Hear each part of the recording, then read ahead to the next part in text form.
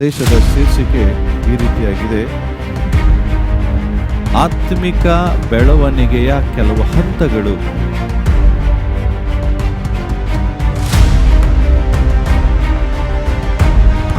ವಾಕ್ಯದ ಜ್ಞಾನ ಹೊಂದುವಂಥದ್ದಾಗ್ಲಿ, ವರಗಳನ್ನು ಹೊಂದುವಂಥದ್ದಾಗ್ಲಿ, ನಾನು ನೋಡ್ಲಿಕ್ಕೆ ಚೆನ್ನಾಗಿ ಆತ್ಮಿಕವಾಗಿ ಕಾಣುವಂಥದ್ದಾಗ್ಲಿ, even coming to every Sunday, coming to church on every Sunday is also not a spiritual growth. So ಹಾಗಾದ್ರೆ ವಾಟ್ ಈಸ್ ಸ್ಪಿರಿಚುವಲ್ ಗ್ರೋತ್? ಹಾಗಾದ್ರೆ ಆತ್ಮಿಕ ಬೆಳವಣಿಗೆ ಅಂದ್ರೆ ಏನು?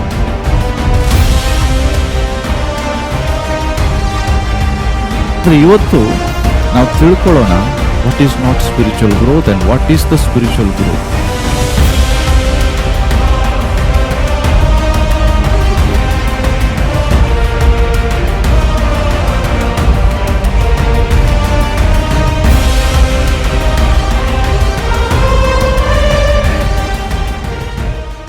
ದೇಶದ ಶೀರ್ಷಿಕೆ ಈ ರೀತಿಯಾಗಿದೆ: ಲೆವೆಲ್ಸ್ ಆಫ್ ಸ್ಪಿರಿಚುವಲ್ ಗ್ರೋತ್, ಆತ್ಮಿಕ ಬೆಳವಣಿಗೆಯ ಕೆಲವು ಹಂತಗಳು.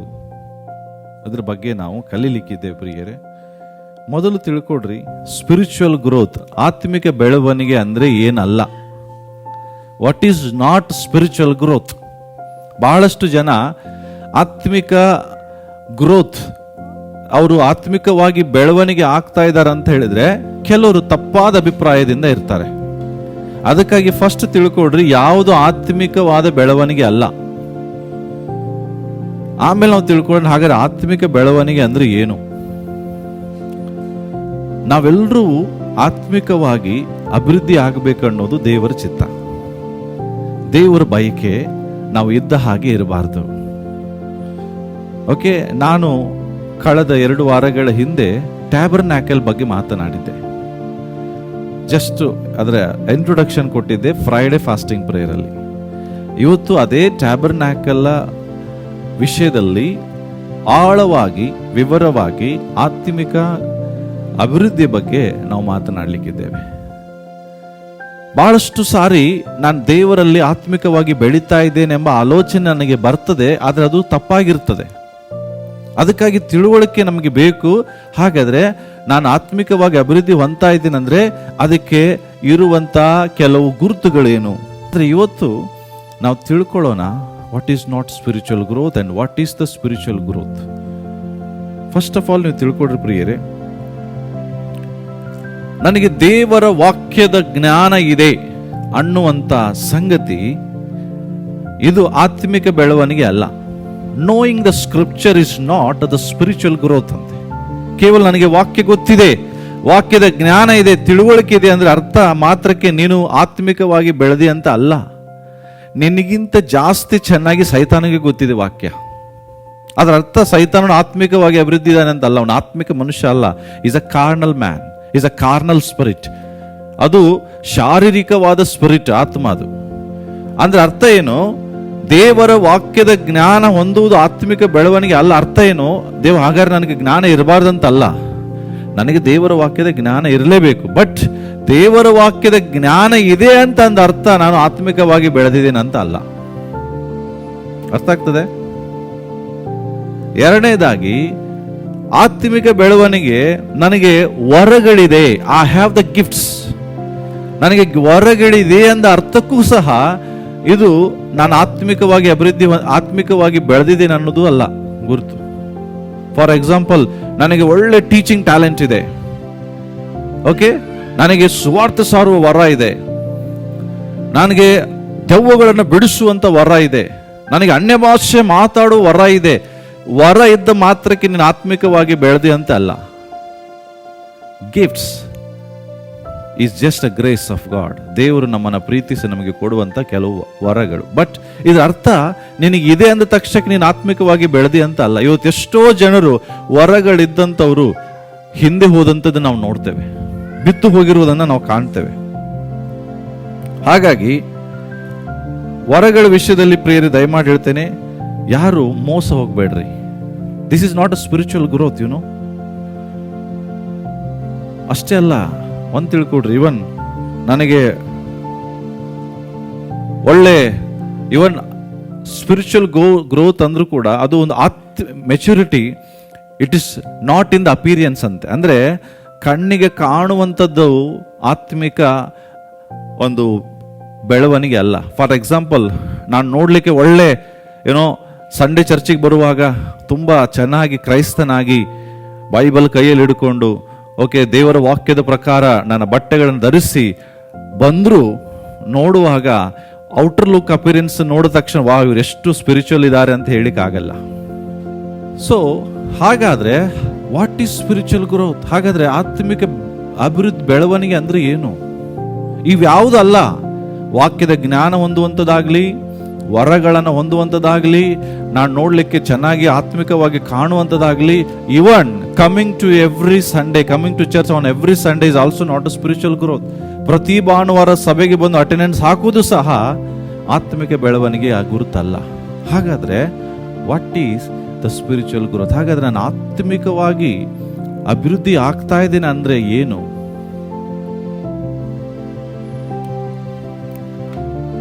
ಓನ್ಲಿ ಫಸ್ಟ್ ಥಿಂಗ್ ತಿಳ್ಕೊಡ್ರಿ, growing in holiness is the spiritual growth ಅಂತಾರೆ. ಅಂದ್ರೆ ಏನು ಗೊತ್ತಾ?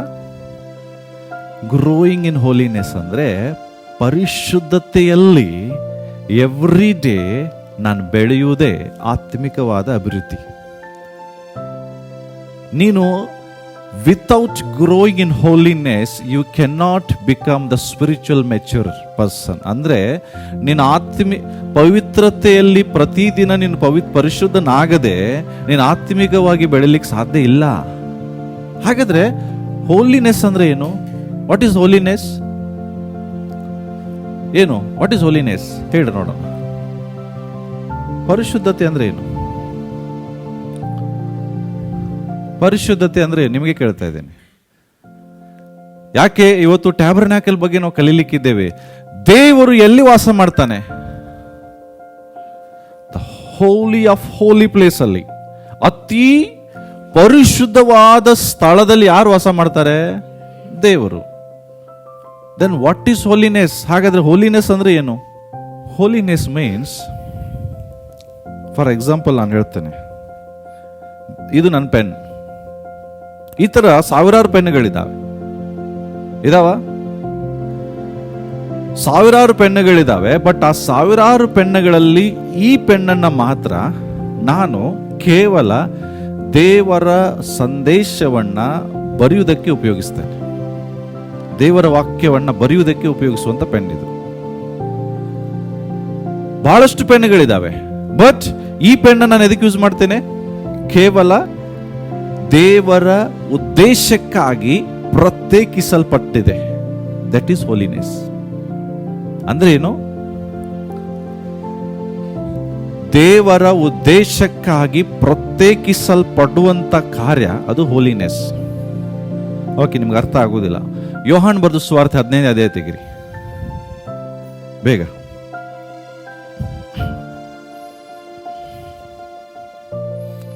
ಹದಿನೆಂಟನೇ ವಾಕ್ಯ ಓದೋಣ. 18-19 ಯೋಹಾನ್ ಬರೆದ ಸುವಾರ್ತೆ 15ನೇ ಅಧ್ಯಾಯ 18ನೇ. ಓಕೆ, ಓದ್ರಿ. ಓದ್ರಿ. ಓಕೆ.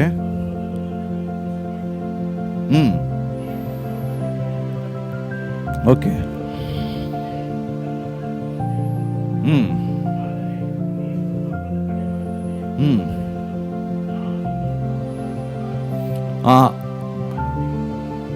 ಓಕೆ. ಇಲ್ಲಿ ಸ್ಪಷ್ಟವಾಗಿ ದೇವರ ವಾಕ್ಯ ಏನ್ ಹೇಳ್ತಾ ಇದೆ? ನಾನು ನಿಮ್ಮನ್ನ ಲೋಕದ ಒಳಗಡೆಯಿಂದ ಏನ್ ಮಾಡಿದ್ದೇನೆ?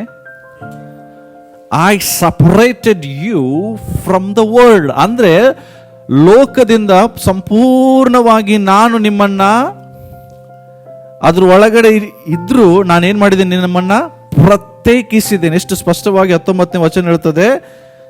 ಓಕೆ, ನಾನು ನಿಮ್ಮನ್ನ ಲೋಕದ ಕಡೆಯಿಂದ ಆರಿಸಿ ತೆಗೆದುಕೊಂಡಿದ್ದೇನೆ. ಅಂದ್ರೆ ನೀವು ಲೋಕದಲ್ಲಿದ್ದೀರಿ. ಲೋಕದಲ್ಲಿ ನಿಮ್ಮ ಹಾಗೆ ಸಾವಿರಾರು ಜನ ಇದ್ದಾರೆ. ಆ ಸಾವಿರಾರು ಜನರಲ್ಲಿ ದೇವರು ನಿನ್ನನ್ನು ಮಾತ್ರ ಏನ್ ಮಾಡಿದ್ದಾರೆ? ಸೆಲೆಕ್ಟ್ ಮಾಡಿ ನಿನ್ನನ್ನು ಸಪರೇಟ್ ಮಾಡಿದ್ದಾರೆ. ಯಾಕೆ? ದೇವರ ಉದ್ದೇಶಕ್ಕಾಗಿ ಪ್ರತ್ಯೇಕಿಸಿದ್ದಾರೆ. ದೇವರ ಉದ್ದೇಶಕ್ಕಾಗಿ ಜೀವಿಸುವುದಕ್ಕಾಗಿ. ಓಕೆ, ಅರ್ಥ ಆಗ್ತದೆ ನಾನು ಹೇಳಿದ ನಿಮಗೆ? ನಾನು ನೀನು ದೇವರ ಪ್ರತಿನಿಧಿ ಆಗುವುದಕ್ಕಾಗಿ, ದೇವರ ಉದ್ದೇಶವನ್ನು ಮಾಡುವುದಕ್ಕಾಗಿ, ಪರಿಶುದ್ಧತೆಯಲ್ಲಿ ಇರುವುದಕ್ಕಾಗಿ ನಮ್ಮನ್ನ ದೇವರು ಏನ್ ಮಾಡಿದ್ದಾರೆ? ಸಪರೇಟ್ ಮಾಡಿದ್ದಾರೆ, ಸಂಪೂರ್ಣವಾಗಿ ವಿಭಾಗಿಸಿದ್ದಾರೆ. That is called holiness. ಅಂದ್ರೆ ನಾವು ಮುಂಚೆ ಪಾಪಿಗಳಾಗಿದ್ವಿ, ಪಾಪದಲ್ಲಿ ಜೀವಿಸ್ತಾ ಇದ್ದೀವಿ. ಪಾಪದಲ್ಲಿ ಇರುವಂತ ನಮ್ಮನ್ನ ಮೇಲೆ ದೇವರ ದೃಷ್ಟಿ ಬಿತ್ತು, ನಮ್ಮನ್ನ ಆರಿಸಿದರು, ತನ್ನ ರಕ್ತದಿಂದ ನಮ್ಮ ಪಾಪಗಳನ್ನು ತೊಳೆದ ನಂತರ ನಾವು ಪರಿಶುದ್ಧರಾದ ಮೇಲೆ ನಮ್ಮನ್ನು ಪ್ರತ್ಯೇಕಿಸಿದ್ದಾರೆ. ಈಗ ನಾನು ಹೆಂಗೆ ನಿನ್ನನ್ನು ತೊಳೆದು ಸ್ವಚ್ಛ ಮಾಡಿದ್ದೇನೋ ಅದೇ ರೀತಿಯಾಗಿ ನೀನು ಜೀವಿಸು. ಬಟ್ ಸಮಸ್ಯೆ ಏನು ಗೊತ್ತಾ? We are washed by the blood of Jesus, but we are not cleaned. ಅಂದ್ರೆ ಏನು? ನಮಗೆಲ್ಲರೂ ಯೇಸು ಕ್ರಿಸ್ತನ ರಕ್ತದಿಂದ ನಮ್ಮನ್ನು ದೇವರಿಂದ ತೊಳೆದ ನಂತರವೂ ನಾವೇನಾಗ್ತಾ ಇಲ್ಲ, ಪರಿಶುದ್ಧರಾಗ್ತಿಲ್ಲ. ಇಸ್ಕರಿಯೋತ ಯೂದನ ಬಗ್ಗೆ ನಿಮ್ಮ ಜೊತೆ ಮಾತಾಡುವಾಗ ನಾನು ಹೇಳಿದ್ದೆ, he was cleaned but not washed.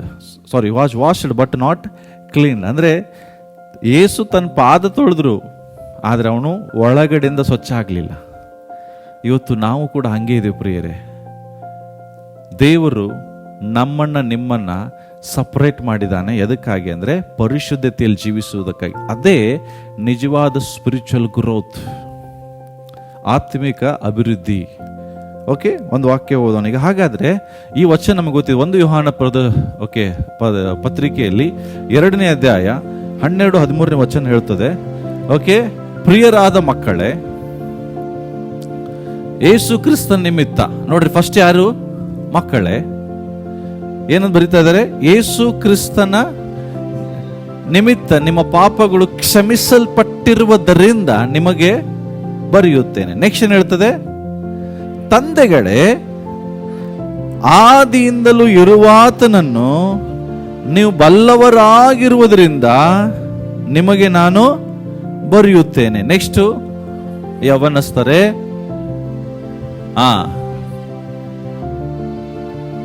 ಮೂರು ವಿಷಯ ಇದೆ. ಒಂದು ಮಕ್ಕಳು, ತಂದೆ, ಯವನಸ್ಥರು.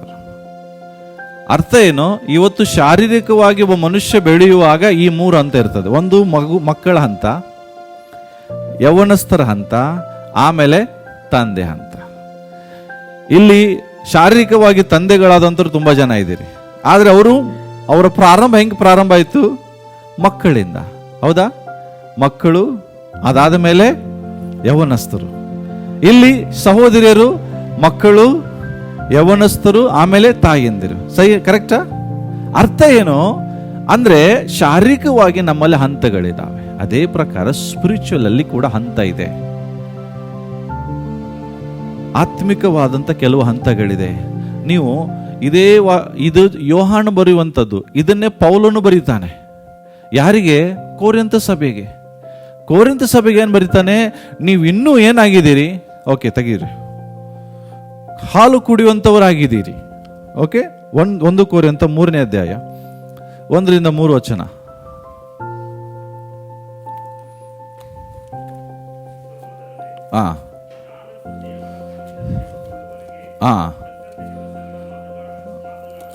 ಓಕೆ,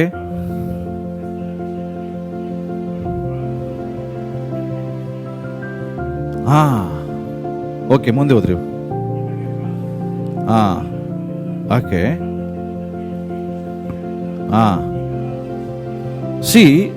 ಏನ್ ಹೇಳ್ತಾ ಇದ್ದಾರೆ ಇವರು? ಪೌಲನ್ನು ಸಹ ಹೇಳ್ತಾ ಇದ್ದಾನೆ. ಪ್ರಿಯರೇ, ಯಾರಿಗೆ ಬರೀತಾ ಇದ್ದಾನೆ? ಕೊರಿಂಥದಲ್ಲಿರುವ ಸಭೆಗೆ ಬರೀತಾ ಇದ್ದಾನೆ. ಪ್ರಿಯರೇ, ಈ ಕೊರಿಂಥದಲ್ಲಿರುವ ಸಭೆಗೆ ಪೌಲನು ಕ್ರಿಸ್ತ ಶಕ 50ನೇ ಇಸ್ವಿಯಲ್ಲಿ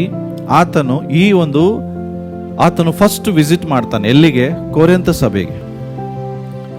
ಕೊರಿಂಥ ಸಭೆಗೆ ವಿಸಿಟ್ ಮಾಡಿದ ನಂತರ ಅವರಿಗೆ ಬರೆಯುವ ಪತ್ರಿಕೆ ಕ್ರಿಸ್ತ ಶಕ 55ರಲ್ಲಿ. ಅಂದ್ರೆ ಎಷ್ಟು ವರ್ಷ ಆಯ್ತು? ಅಂದ್ರೆ ಅವನು ಫಸ್ಟ್ ಟೈಮು ಕೊರಿಂಥ ಸಭೆಯನ್ನು ವಿಸಿಟ್ ಮಾಡಿ ಅವರಿಗೆ ಪತ್ರಿಕೆ ಬರೆಯುವುದು 55. ಅಂದ್ರೆ 5 ವರ್ಷದ ನಂತರ ಒಂದು ಪತ್ರಿಕೆ ಬರೀತಾ ಇದ್ದಾನೆ ಕೊರಿಂಥ ಸಭೆಗೆ. ಅಂದ್ರೆ ಏನು? ಆ 5 ವರ್ಷದಲ್ಲಿ ಅವನು ಏನನ್ನು ನಿರೀಕ್ಷಿಸ್ತಾ ಇದ್ದಾನೆ ಸಭೆಯವರಿಂದ? ಆ 5 ವರ್ಷದ ಒಳಗಡೆ ಇವ್ರು ಹಾಲು ಕುಡಿಯುವಂಥವ್ರು ಏನಾಗ್ಬೇಕು? ಗಟ್ಟಿ ಆಹಾರ ತಿನ್ನುವಂತ ವ್ಯಕ್ತಿಗಳಾಗಬೇಕು ಅಂತ ಬಯಸ್ತಾನೆ. ಅಂದ್ರೆ ಒಬ್ಬ ವಿಶ್ವಾಸಿ ಸಭೆಗೆ ಬಂದು 5 ವರ್ಷದ ನಂತರ ಅವನು ಇದ್ದ ಹಾಗೆ ಇರಬಾರದು. ಅವನು ಗಟ್ಟಿಯಾದ ಆಹಾರ ತಿನ್ನಲಿಕ್ಕೆ ಶಕ್ತನಾಗುವ ರೀತಿಯಲ್ಲಿ ಬೆಳವಣಿಗೆ ಆಗ್ಬೇಕು. ಇದು ಪೌಲನು ಬರೆಯುವಂಥದ್ದು. ನೀವು ಇದನ್ನೇ ಬಹಳಷ್ಟು ಇಬ್ರಿಯ ಪತ್ರಿಕೆ 5ನೇ ಅಧ್ಯಾಯದಲ್ಲಿ ಸಹ ಓದ್ತೀರಿ. ಹಾಲು ಕುಡಿಯೋರು ಅಂದ್ರೆ ಏನು? ಅವರು ಇಮ್ಮೆಚ್ಯೂರ್, ಅಂದ್ರೆ ಅವರಿಗೆ ಸಾಮರ್ಥ್ಯ ಇಲ್ಲ, ಇನ್ನೂ ಶಕ್ತಿ ಇಲ್ಲ. ಹಾಗಾದ್ರೆ ನೀವು ತಿಳ್ಕೊಡ್ರಿ ಫಾಸ್ಟ್. ಹಾಗಾದ್ರೆ ಮೆಚ್ಯೂರ್ ಅಂದ್ರೆ ಯಾರು? ಶಾರೀರಿಕವಾಗಿ ಗಟ್ಟಿಯಾಗಿರೋರ, ಆತ್ಮಿಕವಾಗಿ ಆಗರೆ ಯಾರು? ತಿಳ್ಕೊಡ್ರಿ. ನಾನು ಅದಕ್ಕೆ ಹೇಳಿದೆ, spiritual growth is not in appearance but spiritual growth is in your character. ನಿಮ್ಮ ಹೊರ ನೋಟದಲ್ಲಿ ನೀನು ಎಷ್ಟು ಚೆನ್ನಾಗಿ ಕಾಣ್ತೀಯ, ಎಷ್ಟು ಒಳ್ಳೆ ಬಟ್ಟೆ ಹಾಕ್ತೀಯ, ಎಷ್ಟು ಹೊರಗಡೆ ಪ್ರಾರ್ಥಿಸ್ತೀಯ, ಎಷ್ಟು ಚೆನ್ನಾಗಿ ಪ್ರೇಯರ್ ಮಾಡ್ತೀಯ, ಎಷ್ಟು ಸಭೆಗೆ ಬರ್ತೀಯ, ಇದೆಲ್ಲ ಔಟರ್ ಲುಕ್, ಅಪಿಯರೆನ್ಸ್. ಇದರಲ್ಲಿ ನಿನ್ನ ಆತ್ಮಿಕ ಬೆಳವಣಿಗೆ ಕಾಣಿಸೋದಿಲ್ಲ. ಆತ್ಮಿಕ ಬೆಳವಣಿಗೆ ಎಲ್ಲಿದೆ? ನಿನ್ನ ಕ್ಯಾರೆಕ್ಟರ್ ಅಲ್ಲಿ, ನಿನ್ನ ನಡವಳಿಕೆಯಲ್ಲಿದೆ. ಈಗ ಪೌಲನು ಅದನ್ನೇ ನೀವು ಮೂರನೇ ಅಧ್ಯಾಯ 3ನೇ ವಚನ, ಈಗಲಾದರೂ ಶಕ್ತಿ ಇಲ್ಲ, ಯಾಕೆಂದರೆ ಹಲೋ. ಹಾಗಾದ್ರೆ ಅರ್ಥ ಏನು? ಸ್ಪಿರಿಚುವಲ್ ಇಮ್ಮೆಚ್ಯೂರ್ ಯಾರು? ಅಂದ್ರೆ ಆತ್ಮಿಕವಾಗಿ ಮ್ಯಾಚೂರ್ ಇಲ್ಲದೆ ಇರೋರು ಯಾರು? ಮ್ಯಾಚೂರ್ಗೆ ಏನಂತಾರೆ? ಪ್ರೌಢಾವಸ್ಥೆ. ಆತ್ಮಿಕವಾಗಿ ಬೆಳವಣಿಗೆ ಹೊಂದದೇ ಇರೋರು ಯಾರು? 3ನೇ ವಚನ ಹೇಳ್ತದೆ ಏನು? ಶರೀರ ಸ್ವಭಾವವುಳ್ಳವರಾಗಿದ್ದೀರಿ, ಅಂದ್ರೆ ಇನ್ನೂ ಕೂಸುಗಳಾಗಿದ್ದೀರಿ. ಸಭೆಗೆ ಬರುವಾಗ ಯಾವ ಶರೀರದ ಅಭಿಲಾಷೆಗಳಿತ್ತೋ, ಯಾವ ಶರೀರದಲ್ಲಿ ಗುಣಗಳಿತ್ತೋ ಅದೇ ಇವು ಇದೆ. ಏನು ಬದಲಾವಣೆ ಇಲ್ಲ. ಮುಂಚೆ ಕೋಪ ಮಾಡ್ತಿದ್ರಿ, ಈಗೂ ಕೋಪ ಮಾಡ್ತೀರಿ. ಮುಂಚೆ ಸುಳ್ಳು ಹೇಳ್ತಿದ್ರಿ, ಈಗೂ ಸುಳ್ಳು ಹೇಳ್ತಾ ಇದ್ರಿ. ಅರ್ಥ ಏನು ಬದಲಾವಣೆ ಇಲ್ಲ, ಇನ್ನೂ ಕೂಸುಗಳಾಗೇ ಇದ್ದೀರಿ. Spiritual maturity. ಅದಕ್ಕೆ ಹೇಳ್ತಾ ಇರೋದು, ನನಗೆ ಗಿಫ್ಟ್ ಬಂತು, ನನಗೆ ವರಗಳು ಬಂತು, ನಾನೀಗ ಒಳ್ಳೆ ಪ್ರಸಂಗ ಮಾಡ್ಬೋದು, ನಾನೀಗ ಒಳ್ಳೆ ಸುವಾರ್ತೆ ಸಾರ್ಬೋದು. ಇದು ನಿನ್ನ ಸ್ಪಿರಿಚುವಲ್ ಗ್ರೋತ್ ಅಲ್ಲ. ನಿನ್ನ ಸ್ಪಿರಿಚುವಲ್ ಗ್ರೋತ್ ಇಲ್ಲಿದೆ. 3ನೇ ವಚನ ಹೇಳ್ತದೆ, ಇನ್ನು ನೀವೇನಾಗಿದ್ದೀರಿ? ಶರೀರ ಸ್ವಭಾವಧೀನರಾಗಿದ್ದೀರಿ. ಮುಂದೆ ಹೋದ್ರಿ, ನಿಮ್ಮೊಳಗೆ ಇನ್ನೂ ಏನಿದೆ?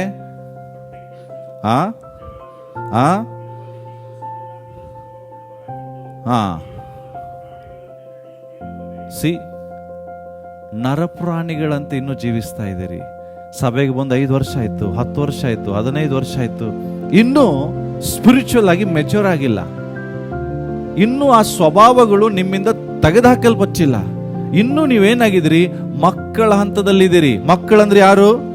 ಪಾಪ ಕ್ಷಮಿಸಲ್ಪಟ್ಟಿದೆ, ನನ್ನ ಪಾಪಗಳು ಕ್ಷಮಿಸಲ್ಪಟ್ಟಿದೆ, ನಾನಿವತ್ತು ಯೇಸುವಿನ ಮಗನಾಗಿದ್ದೇನೆ, ಯೇಸುವಿಗಾಗಿ ಇದೇ ಒಂದೇ, ಇಷ್ಟೇ ಗೊತ್ತಿದೆ ನಿಮಗೆ, ಮುಂದೆ ಏನು ಗೊತ್ತಿಲ್ಲ. ದೇವರು ವಾಸ ಮಾಡುವುದು ಯಾರ ಸಂಗಡ? ನಿನ್ನೆ ಶುಕ್ರವಾರ ನಾನು ಸಂದೇಶ ಹೇಳಿದೆ. ದೇವರು ವಾಸ ಮಾಡುವ 4 ಸ್ಥಳಗಳು ಯಾವ್ಯಾವುದು? 1ನೇದು ಮನುಷ್ಯನ ಶರೀರ, 2ನೇದು ನಮ್ಮ ಫ್ಯಾಮಿಲಿ, 3ನೇದು ನಮ್ಮ ಸಭೆ, 4ನೇದು ದೇವರ ತಂದೆಯ ಮನೆ. 4 ಮನೆಗಳ ಬಗ್ಗೆ ಮಾತಾಡಿದೆ. ಅಂದ್ರೆ ದೇವರು ವಾಸ ಮಾಡುವ ಸ್ಥಳ. ಹಾಗಾಗಿ ದೇವರು, ಈಗ ನಾವು ಟ್ಯಾಬರ್ನಾಕಲ್ಗೆ ಬರೋಣ, ವಿಮೋಚನೆ ಕಾಂಡ ಪುಸ್ತಕಕ್ಕೆ ಬರೋಣ. ಯಾಕೆ ದೇವರು ಪರಿಶುದ್ಧತೆಗೆ ಇಷ್ಟು ಪ್ರಿಫರೆನ್ಸ್ ಕೊಡ್ತಾರೆ? ಓಕೆ, ಎಕ್ಸೋಡಸ್ 25:8 ದೇವರು ಒಂದು ಮಾತು ಹೇಳ್ತಾರೆ ಮೋಶೆಗೆ. ಏನು ಗೊತ್ತಾ? ನಾನು ಅವರ ಮಧ್ಯದಲ್ಲಿ ವಾಸ ಮಾಡಬೇಕು. ಏನ್ ಮಾಡ್ಬೇಕಂತೆ? ಯಾರ ಮಧ್ಯದಲ್ಲಿ? ಜನರ ಮಧ್ಯದಲ್ಲಿ. 25:8 ಏನ್ ಹೇಳ್ತದೆ?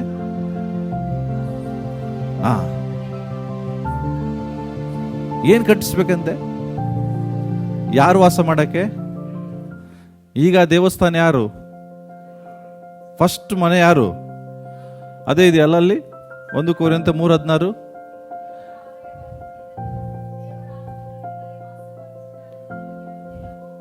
ಓಕೆ, ಮೋಶೆಗೆ ಹೇಳಿದ್ರು ನನಗೊಂದು ದೇವಸ್ಥಾನ ಕಟ್ಟು, ನಾನು ಅಲ್ಲಿ ಅವರ ಮಧ್ಯದಲ್ಲಿ ವಾಸ ಮಾಡ್ಬೇಕು. ಹಾಗಾದ್ರೆ ಈಗ ದೇವರು ವಾಸ ಮಾಡುವ ಸ್ಥಳ ಯಾವುದು? ಎಲ್ರು ಹೇಳ್ರಿ, ಯಾರು? ನಾನು. ಹೇಳ್ರಿ, ನಾನು. ದೇವ್ರ ವಚನ ಹೇಳ್ತದೆ, ಅವರ ಮಧ್ಯದಲ್ಲಿ ನಾನು ವಾಸ ಮಾಡೋದಕ್ಕೆ ಒಂದು ದೇವಸ್ಥಾನವನ್ನು ಕಟ್ಟು. ಆ ದೇವಸ್ಥಾನ ಹೆಂಗಿರ್ಬೇಕು ಗೊತ್ತಾ? ನಾನು ನಿನಗೆ ತೋರಿಸುವ ಮಾದರಿಯ ಪ್ರಕಾರವೇ ಆ ಗುಡಾರವನ್ನು ನೀನೇನ್ ಮಾಡು, ಕಚ್ಚು. Okay, make this tabernacle and all is furnishing exactly like the pattern I will show you. ನಾನು ನಿನಗೆ ತೋರಿಸುವ ಮಾದರಿಯಲ್ಲೇ ನೀನೇನ್ ಮಾಡು, ಟ್ಯಾಬರ್ನಾಕಲ್ ಅನ್ನ ಕಟ್ಟು. ಈಗ ಹೇಳ್ರಿ, ಆ ಟ್ಯಾಬರ್ನಾಕಲ್ ಯಾರು? ಹೌದಾ? ಪಕ್ಕ?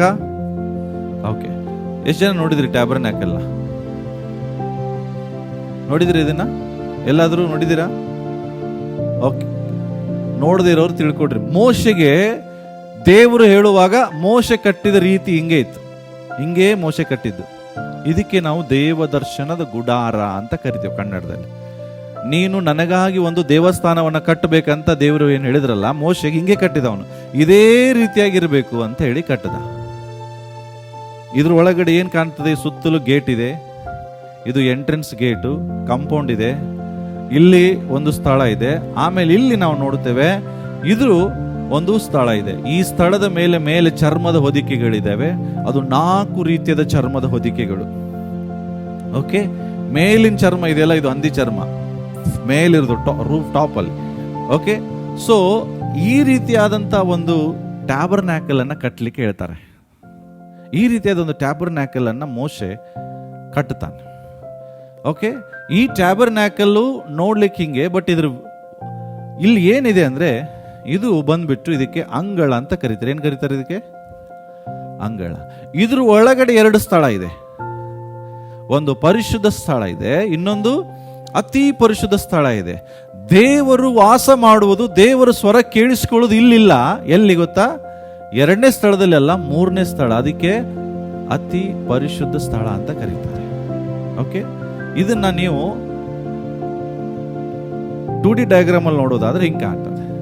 ಇದು ಅಂಗಳ, ಇದು ಪರಿಶುದ್ಧ ಸ್ಥಳ, ಇದು ಈ ಗುಡಾರ ಏನಿತ್ತಲ್ಲ ಮುಚ್ಚಲ್ಪಟ್ಟಿತ್ತು, ಅದು ಹಿಂಗಿರ್ತದೆ ಒಳಗಡೆ.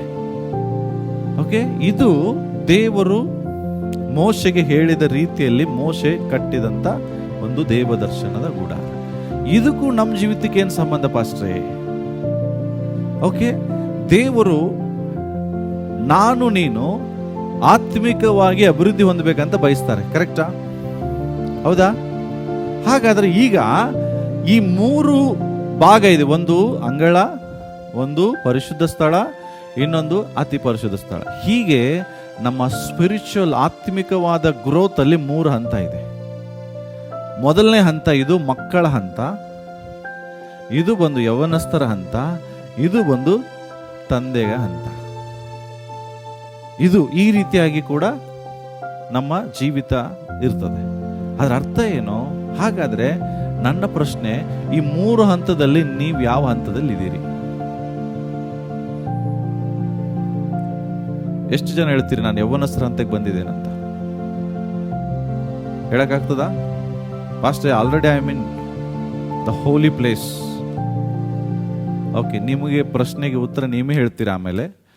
ಓಕೆ, ನಾನು ಇದನ್ನು ವಿವರಿಸುವಾಗ ಮೊದಲನೇದಾಗಿ ನೀವು ನೋಡ್ರಿ. ಹಾಗಾದ್ರೆ ಫಸ್ಟ್ ಲೆವೆಲ್, ಮೊದಲನೇ ಹಂತ ಯಾವುದು?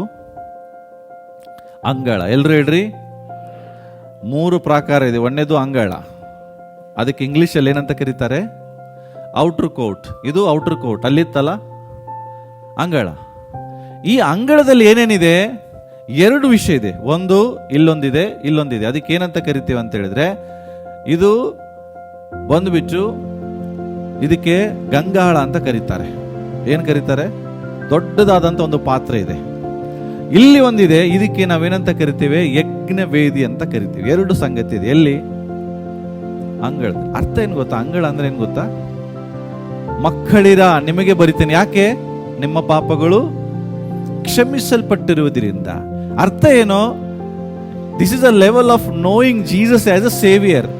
ಯೇಸು ನನ್ನ ರಕ್ಷಕ, ನನ್ನ ಪಾಪಗಳು ಕ್ಷಮಿಸಲ್ಪಟ್ಟಿದೆ ಅನ್ನುವುದನ್ನು ತಿಳ್ಕೊಳ್ಳುವಂತ ಹಂತವೇ ಇದು ಮೊದಲನೇ ಹಂತ. ಜಸ್ಟ್ ತಿಳ್ಕೊಳ್ಳೋದು, ಎಸ್ ನನ್ನ ಪಾಪಗಳು ಕ್ಷಮಿಸಲ್ಪಟ್ಟಿದೆ ಅಂದ್ರೆ ಏನ್ ಗೊತ್ತಾ? ಹೆಂಗೆ 2 ವಸ್ತು ಇದೆ ಅಲ್ಲಿ. ಒಂದೇದ್ದು ಯಾವುದಿದೆ? ಅಲ್ಟರ್ ಇದೆ. ಹೌದಾ? ಅಲ್ಟರ್ ಅಂದ್ರೆ ಏನ್ ಗೊತ್ತಾ? ಅಲ್ಲೇನ್ ಮಾಡ್ತಿದ್ದ ಒಬ್ಬ ಯಾಜಕ ಪ್ರೀಸ್ಟ್ ಪ್ರಾಣಿಗಳನ್ನ ಅವನೇನ್ ಮಾಡ್ತಿದ್ದ, ಇಲ್ಲಿ ಅದನ್ನ ಕಟ್ ಮಾಡಿದ ನಂತರ ಆ ಪ್ರಾಣಿಯ ಎಲ್ಲವನ್ನ ಇದ್ರೊಳಗಡೆ ಹಾಕಿ ಸುಡ್ತಿದ್ದ. ಅರ್ಥ ಮಾಡ್ಕೊಡ್ರಿ. ಅಂದ್ರೆ ಹಳೆ ಒಡಂಬಡಿಕೆಯಲ್ಲಿ ಜನರು ಪಾಪಗಳನ್ನು ಮಾಡುವಾಗ ವರ್ಷಕ್ಕೆ ಒಂದು ಸಾರಿ ಬಲಿಯನ್ನು ಅರ್ಪಿಸ್ತಾ ಇದ್ರು. ಸ್ವಲ್ಪ ಶ್ರೀಮಂತರು ದನಗಳನ್ನು ತಗೊಂಡ್ಬರ್ತಿದ್ರು, ಸ್ವಲ್ಪ ಮಧ್ಯಮ ವರ್ಗದವರು ಕುರಿಗಳನ್ನು ಬಲಿ ಅರ್ಪಿಸ್ತಾ ಇದ್ರು, ಬಡ ಜನರು ಪಕ್ಷಿಗಳನ್ನು ಬಲಿ ಕೊಡ್ತಾ ಇದ್ರು. ಈ ರೀತಿಯಾದಂಥ ಒಂದು ಕಾನೂನು ಈ ರೀತಿಯಲ್ಲಿ ಇತ್ತು. ಅವರು ಆಯಾ ಪ್ರಕಾರವಾಗಿ ಯಾಜಕನಿಗೆ ತಂದು ಕೊಡುವಾಗ ಅವನೇನ್ ಮಾಡ್ತಾ ಇದ್ದ, ಅದನ್ನ ಅವರ ಪಾಪದ ಪ್ರಾಯಶ್ಚಿತ್ತವಾಗಿ ಅದನ್ನ ಕಟ್ ಮಾಡುವಾಗ ಅದರ ಮಾಂಸವನ್ನ ಇಲ್ಲಿ ಬೇಯಿಸ್ತಿದ್ರು. ನೆಕ್ಸ್ಟ್ ಆ ಯಾಜಕ ತನ್ನ ಕೈ ಕಾಲುಗಳನ್ನ ಕಟ್ ಮಾಡಿದ ನಕ್ಷ ಎಲ್ಲಿ ತೊಳ್ಕೊಳ್ತಿದ್ದ, ನೆಕ್ಸ್ಟ್ ಈ ಬ್ರೇಸನ್ ಲೇವೇರಲ್ಲಿ ಅವನೇನ್ ಮಾಡ್ತಿದ್ದ, ಹೋಗಿ ಎಲ್ಲವನ್ನ ತೊಳ್ಕೊಳ್ದ. ಇವು ಅರ್ಥ ಏನು ಫಸ್ಟ್ ತಿಳ್ಕೊಡ್ರಿ. ಈ ಯಜ್ಞ ಅಂದ್ರೆ ಏನು? ಯಜ್ಞದಿಂದ ಸುಡಾಗ ಏನ್ ಬರ್ತದೆ? ಸ್ಮೆಲ್ ಬರ್ತದೆ. ಏನ್ ಬರ್ತದೆ? ಬರೋಲ್ಲ. ಆ ಸ್ಮೆಲ್ ದೇವರ ಸನ್ನಿಧಾನಕ್ಕೆ ಹೋಗ್ಬೇಕು. ಓ, ಈಗ ಇವರು ಮಾಡಿದ ಪಾಪಕ್ಕೆ ಪ್ರಾಯಶ್ಚಿತ್ತ ಯಜ್ಞ ಸಮರ್ಪಿಸಲ್ಪಡ್ತು. ಅರ್ಥ ಏನು? ನಾವು ಸಹ ಏನ್ ಮಾಡ್ತೇವೆ, ಇಲ್ಲಿ ಅಂಗಳದಲ್ಲಿ ಬರುವಾಗ ಫಸ್ಟ್ ಪ್ರೇಯರ್ ಮಾಡ್ತೇವೆ, ದೇವರೇ ನಾನು ಪಾಪಿ, ನನ್ನ ಕ್ಷಮಿಸು, ನನ್ನ ಪಾಪಗಳನ್ನು ಕ್ಷಮಿಸು, ನಾನಿನ್ನು ಮುಂದೆ ನಿನ್ನ ಮಗನಾಗಿ ಜೀವಿಸ್ತೇನೆ ಅಂತ ಹೇಳ್ಕೊಳ್ತೇವೆ. Okay, after we repent we will be washed by the blood of Jesus. ನಾನು ಯಾವಾಗ ಪಾಪಿ ಅಂತ ಒಪ್ಕೊಳ್ತೇನೆ, ನನ್ನ ಪಾಪಗಳೇನಾಯ್ತು? ಕ್ಷಮಿಸಲ್ಪಡ್ತು. ನಾನೀಗ ಪಾಪಿಯಾಗಿದ್ದೆ, ಕ್ಷಮಿಸಲ್ಪಟ್ಟೆ. ಎಸ್, ಈಗ ನಾನು ದೇವರ ಮಗ, ದೇವರ ಮಗಳು. ನನಗೆ ಗೊತ್ತು. ಎಷ್ಟು ಜನರಿಗೆ ಗೊತ್ತಿದ್ದು? ಎಲ್ರಿಗೂ ಗೊತ್ತಾ? ಗೊತ್ತಾದ್ಮೇಲೆ ನೀವೇನ್ ಮಾಡಕ್ ಸ್ಟಾರ್ಟ್ ಮಾಡಿದ್ರಿ? ಸಭೆಗೆ ಬರಕ್ ಸ್ಟಾರ್ಟ್ ಮಾಡಿದ್ರಿ, ಭಾನುವಾರ ಚರ್ಚಿಗೆ ಬರ್ತೀರಿ, ಮನೆಯಲ್ಲಿ ಬೈಬಲ್ ಓದಕ್ ಸ್ಟಾರ್ಟ್ ಮಾಡಿದ್ರಿ, ಪ್ರಾರ್ಥನೆ ಮಾಡಕ್ ಶುರು ಮಾಡಿದ್ರಿ. ಹೌದಾ? ಕರ್ತನ ಮೇಜಿಗೆ ಬಂದ್ ಕೈ ಹಾಕಿ ಸ್ಟಾರ್ಟ್ ಮಾಡಿದ್ರಿ, ಕಾಣಿಕೆಗಳನ್ನು ಸಮರ್ಪಿಸಿದ್ರಿ. ಇವೆಲ್ಲ ಅಂಗಳದಲ್ಲಿ ಮಾಡುವ ಕೆಲಸ. ಮತ್ತಿನ್ನೊಂದೇನು ಗೊತ್ತಾ? ಈ ಅಂಗಳದಲ್ಲಿ ಎಲ್ಲರೂ ಬರ್ಬೋದು. ಅಂದ್ರೆ ಅನ್ಯರು ಬರ್ಬೋದು, ಇವನ್ ಸೈತಾನನೂ ಬರ್ತಾನೆ. ಅರ್ಥ ಆಗ್ತದೆ ನಾನು ಹೇಳಿದ ನಿಮಗೆ? ನೀವು ಸಭೆಗೆ ಬಂದ ಮಾತ್ರಕ್ಕೆ ನೀವು ಪ್ರತ್ಯೇಕಿಸಲ್ಪಟ್ಟಿದ್ದೀರಿ, ಸಭೆಗೆ ಬಂದ್ರೆ ಮಾತ್ರಕ್ಕೆ ನೀವು ಪರಲೋಕಕ್ಕೆ ಹೋಗ್ತೀರಿ ಅನ್ನುವಂಥದ್ದು ಯಾವುದೇ ರೀತಿಯಾದಂಥ ಏನು ಅದಕ್ಕೆ ಪುರಾವೆಗಳಾಗಲಿ, ಅದಕ್ಕೆ ಈ ರೀತಿಯಾದ ಇದೇನಿಲ್ಲ. ನೀನು ಸಭೆಗೆ ಬರುವುದರಿಂದ ನೀನು ಪರಲೋಕಕ್ಕೆ ಹೋಗುವುದಿಲ್ಲ. ನೀನು ದೇವರೊಟ್ಟಿಗೆ ಅತಿ ಪರಿಶುದ್ಧವಾದ ಸ್ಥಳದಲ್ಲಿ ಸಂಬಂಧ ಹೊಂದುವಾಗ ಮಾತ್ರ ಪರಲೋಕ ಹೋಗ್ತೀಯ. ಯಾಕೆಂದ್ರೆ ಸಭೆಗೆ ಬರೋರೆಲ್ಲರೂ ಪಾಪ ಮಾಡುವುದಿಲ್ವಾ? ಅಂದ್ರೆ ಏನು? ನಾವೆಲ್ಲ ಎಲ್ಲಿದ್ದೇವೆ? ಇದೇ ಹಂತದಲ್ಲಿದ್ದೇವೆ. ಎಲ್ಲರೂ ಬರ್ಬೋದು, ಪಾಪಗಳು ಕ್ಷಮಿಸಲ್ಪಟ್ಟಿದೆ, ಸಭೆಗೆ ಬರ್ಬೋದು, ಆರಾಧನೆ ಎಲ್ಲ ಮಾಡ್ತೇವೆ. ಆದರೆ ಇದಕ್ಕಿಂತ ಇನ್ನೊಂದು ಸ್ಥಾನ ಇದೆ. ಆ ಸ್ಥಾನಕ್ಕೆ ನಾವೆಲ್ಲರೂ ಹೋಗ್ಬೇಕು. ದಟ್ ಈಸ್ ಅದು ವೈಯಕ್ತಿಕ. ಅದು ವೈಯಕ್ತಿಕ. ನೀವು ಇಂಡಿವಿಜುವಲ್ ಆಗಿ ಮಾಡುವಂಥದ್ದು. ನೀವು ಚರ್ಚಿಗೆ ಬರ್ತಾ ಇದ್ರಿ, ಎಸ್ ಐ ಅಪ್ರಿಷಿಯೇಟ್ ಯು, ಅದಕ್ಕಾಗಿ ದೇವರು ನಿಮ್ಮನ್ನು ಅಪ್ರಿಷಿಯೇಟ್ ಮಾಡ್ತಾರೆ, ಇಲ್ಲಂದಿಲ್ಲ. ಆದರೆ ಸಭೆಗೆ ಬಂದ ಮಾತ್ರಕ್ಕೆ ಸಭೆಗೆ ನೀನು ಬರ್ತೀಯ, ಜೊತೆಗೆ ಸೈತಾನೂ ಬರ್ತದೆ. ತಿಳ್ಕೊಡ್ರಿ. ಇಲ್ಲಿ ಯಾರು ವಾಕ್ಯ ಬರ್ತಿರ್ತದೆ? ದೇವರ ಸ್ವರ. ದೇವರ ಸ್ವರ ಕೇಳಿಸ್ಕೊಳ್ಳುವಾಗ ಎಲ್ಲವೂ ನಿಮಗೆ ಅರ್ಥ ಆಗ್ತದ? ಹೋಗ್ಲಿ, ದೇವರ ವಾಕ್ಯ ಕೇಳುವಾಗ ಯಾರು ಕಣ್ಮುಚ್ಚುದಿಲ್ವಾ? ನಿದ್ರೆ ಬರುದಿಲ್ವಾ? ನಿದ್ರೆ ಹೆಂಗ್ ಬರ್ತದೆ ಹೇಳ್ರಿ? ಹೆಂಗ್ ಬರ್ತದೆ? ಸುಮ್ಮನೆ ಬಂದ್ಬಿಡ್ತದ ನಿದ್ರೆ? ದೇವರ ಸಮ್ಮುಖದಲ್ಲಿ. ಸಭೆ ಅಂದ್ರೆ ಏನು? ದೇವರ ಮನೆ, ದೇವರಿರೋ ಸ್ಥಳ. ಈಗ ಇದನ್ನೇ ನೀವು ಪೊಲೀಸ್ ಸ್ಟೇಷನ್ ಮುಂದೆ ಕೂತ್ಕೊಂಡು ಮಾಡ್ಕೊಡ್ರಿ ನೋಡೋಣ. ಅಲ್ಲಿ ಮಲಗ ಬರ್ತದೆ ನಿಮಗೆ? ಮಲಗಕರ ಆಗ್ತದ? ಯಾಕಾಗುದಿಲ್ಲ? ಯಾಕಾಗುಲ್ಲ ಹೇಳ್ರಿ? ಯಾರ್ದು ಭಯ? ಯಾರು ಕೂತಿದ್ದಾರೆ ಮುಂದೆ? ಪೊಲೀಸ್ ಕೂತಿದ್ದಾನೆ. ಪೊಲೀಸನ್ ಭಯ.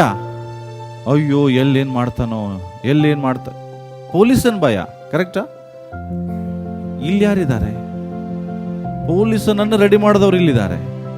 ಆದ್ರೂ ನಮಗೇನಿರುವುದಿಲ್ಲ. ಯಾಕೆ? ಜೊತೆಗೆ ಯಾರು ಕರ್ಕೊಂಡ್ ಬಂದಿರ್ತೀರಿ? ನಿಮ್ಗೆ ಗೊತ್ತಿಲ್ಲ ಪ್ರಿಯರೇ, ಇಲ್ಲಿ ಕೂತಂತ ಪ್ರತಿಯೊಬ್ಬರಲ್ಲಿಯೂ ಒಂದೊಂದು ರೀತಿಯಾದ ಆತ್ಮಗಳಿರ್ತವೆ. ಎಲ್ಲರ ಜೊತೆಗೂ ಒಂದೊಂದು. ಕೆಲವರಿಗೆ ವಾಕ್ಯ ಕೇಳಲಿಕ್ಕೆ ಮನಸ್ಸು ಬರೋದಿಲ್ಲ. ಕಾರಣ ಅಂತ ಸ್ಪಿರಿಟ್ ಅವ್ರ ಜೊತೆಗಿರ್ತದೆ. ಕಣ್ಣು ಭಾರವಾಗ್ತದೆ. ಯಾಕೆ? ನೀವು ಮುಚ್ತಾ ಇರೋದಿಲ್ಲ, ನಿಮ್ಮ ಕಣ್ಣಿನ ಮೇಲೆ ಅವನು ಕೂತಿರ್ತಾನೆ. ನೀನು ಹೆಂಗೂ ವಾಕ್ಯ ಕೇಳಬಾರ್ದು. ಅದಕ್ಕಾಗಿ ಹೇಳ್ತಿದ್ದೇನೆ, ನಾವೆಲ್ಲರೂ ಸಭೆಗೆ ಬಂದ ಮಾತ್ರಕ್ಕೆ ನಾನು ದೇವರ ಮಗ, ದೇವರ ಮನುಷ್ಯ, ಪರಿಶುದ್ಧ ಅಲ್ಲ ಪ್ರಿಯರೇ. ನಿಮ್ಮನ್ನ ನೀವು ಪ್ರತ್ಯೇಕಿಸಲ್ಪಡಬೇಕು. ದೇವರು ನಿಮ್ಮನ್ನು ಪ್ರತ್ಯೇಕಿಸಿದ್ದಾರೆ. You are not a single. ನೀವು ಒಬ್ಬನೇ ಅಲ್ಲ. ಈಗ ನಿನ್ನನ್ನು ದೇವರು ಸಂಪೂರ್ಣವಾಗಿ ಪ್ರತ್ಯೇಕಿಸಿದ್ದಾರೆ. ಸೊ ಇದೆಲ್ಲ ನಾವು ಎಲ್ಲಿ ಮಾಡ್ತಾ ಇದ್ದೇವೆ? ಇವೆಲ್ಲ ಅಂಗಳದಲ್ಲಿ ಆಗೋ ಕಾರ್ಯ. ಯಾವುದು?